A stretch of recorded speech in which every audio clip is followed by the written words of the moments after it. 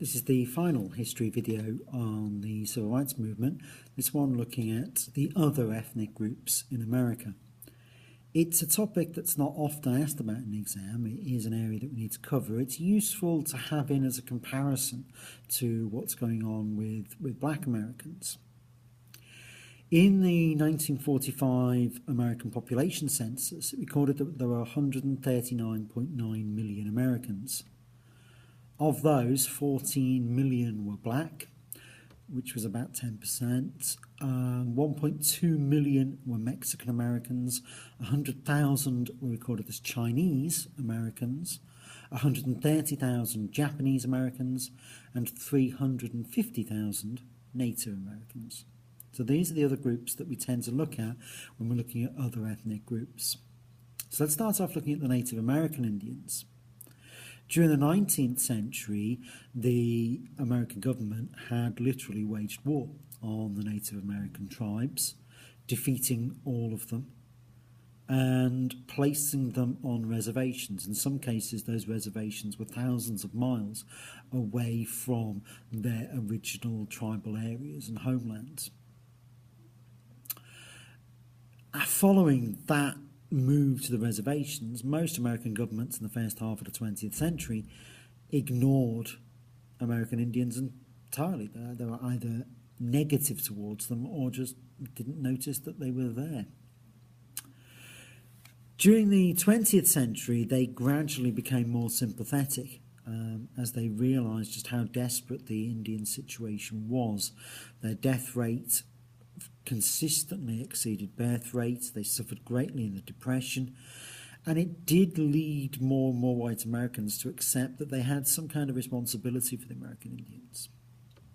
Roosevelt encouraged Congress to pass the Indian Reorganization Act in 1934, which restored tribal control over reservation land and allowed more federal loans to go to struggling tribes. And generally, the New Deal helped American Indians a great deal. It gave them more land, greater farming expertise, better medical services, and large money grants. Truman continued those policies, but you are beginning to see by the late 1940s and early 50s an American Indian movement that's very heavily dependent upon federal aid. In the 1950s, things went backwards, particularly under Eisenhower. The new Indian commissioner appointed by Eisenhower was a guy called Dillon Mayer, and he wanted to break up Indian reservations and scatter the people. He believed that the reservations were holding the Indians back, it was making them too insular, and really what they needed to do was become more American, more like white Americans. They needed to move into cities, they needed to look for jobs. He deliberately tried to break up those reservations and scatter the people. His relocation program aimed to get Indians jobs in cities. It was a terrible failure. Over a third of Indians ended up going back to the reservations. Mayer had completely misunderstood the importance of tribal culture and community. Those who stayed in the cities almost all end up on welfare. Congress, during Eisenhower's presidency, generally disliked tribal self-government. Many white liberals saw reservations themselves as divisive and racist and wanted to promote this idea of assimilation to American culture. They terminated, interesting phrase, isn't it? Terminated some reservations, usually where Indians were few in number, where they were poor, or where they were on land that might prove valuable to white men. For example, in Utah, scattered bands of poor Paiute Indians were terminated because it was believed there was oil and uranium on their land. In reality, there wasn't any oil or uranium there. The state of Vermont on the East Coast sterilised a disproportionate number of Indians because they were, quote, supposedly immoral, criminal, or suspected feeble-minded. During the 1950s and 1960s, poverty, unemployment, poor housing and education on the remaining reservations became an increasing embarrassment to America. This is the world's richest nation. But Indian employment ranges from as high as 80% to as low as 20%. And perhaps most damning of all, life expectancy on average for American Indians was 44. The national average was 64. Indians also seem to have an exceptionally high suicide rate. Increasingly, American Indians did move to the cities, partly through termination of reservations, partly through the pull of more job opportunities. But once they got there, they lacked the education and the job skills to compete successfully. They ended up in poor housing, they ended up in segregated schools, they ended up living in areas with a high crime rate and low-paid jobs. And they found it particularly hard to recreate the sense of community they found on reservations and within tribes in a new urban setting. The Native American Indians, though, were inspired by the Black American campaign for equality and unity.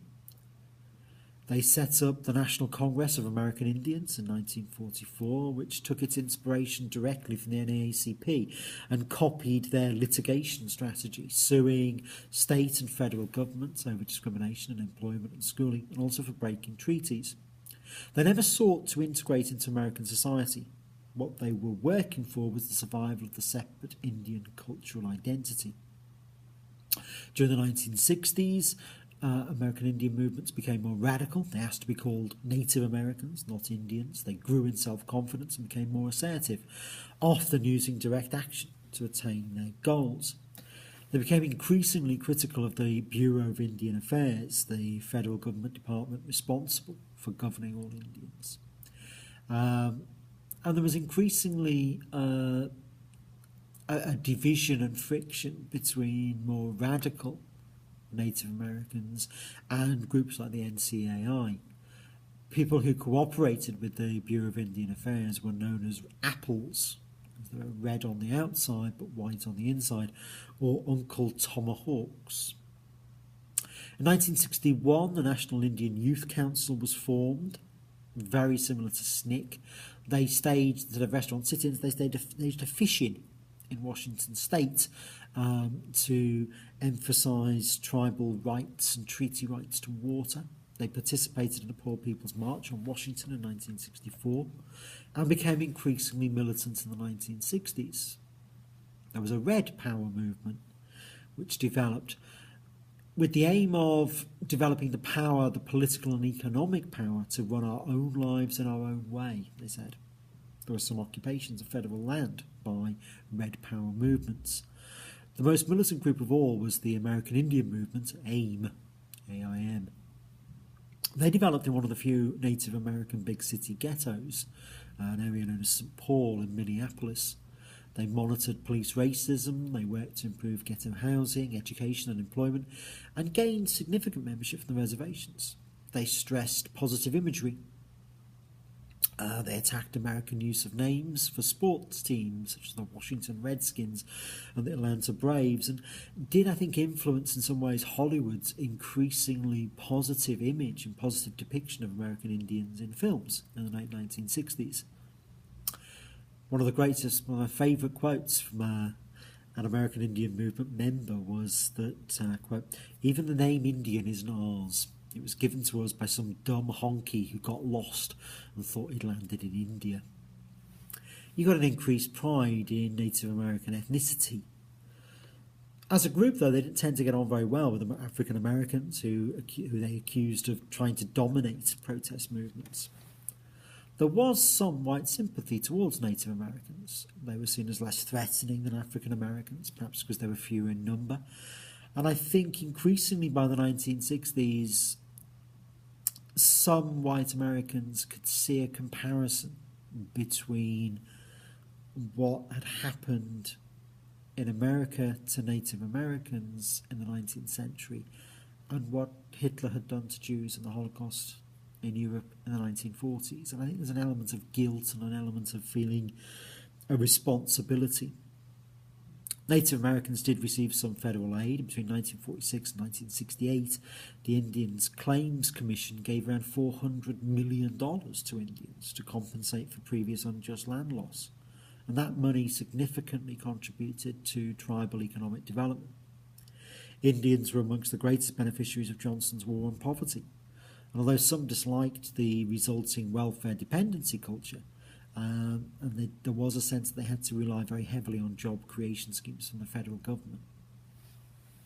Johnson also appointed an Indian to head the Bureau of Indian Affairs in 1966 and included an Indian Bill of Rights in the 1968 Civil Rights Act.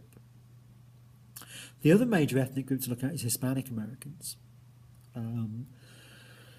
The Great Depression exacerbated racial tensions between Americans and Hispanics. Hispanics tended to be agricultural labourers, and American agriculture had been in depression for a long time. Most Mexicans were already claiming some kind of welfare relief. There were high rates of crime and disease amongst Mexicans, which tended to alienate whites. Mexicans were discriminated against and segregated in public places, such as restaurants and schools.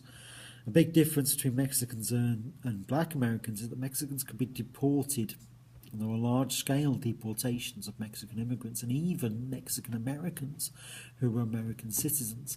16,000 were expelled in 1931. Over 1 million were expelled in 1954.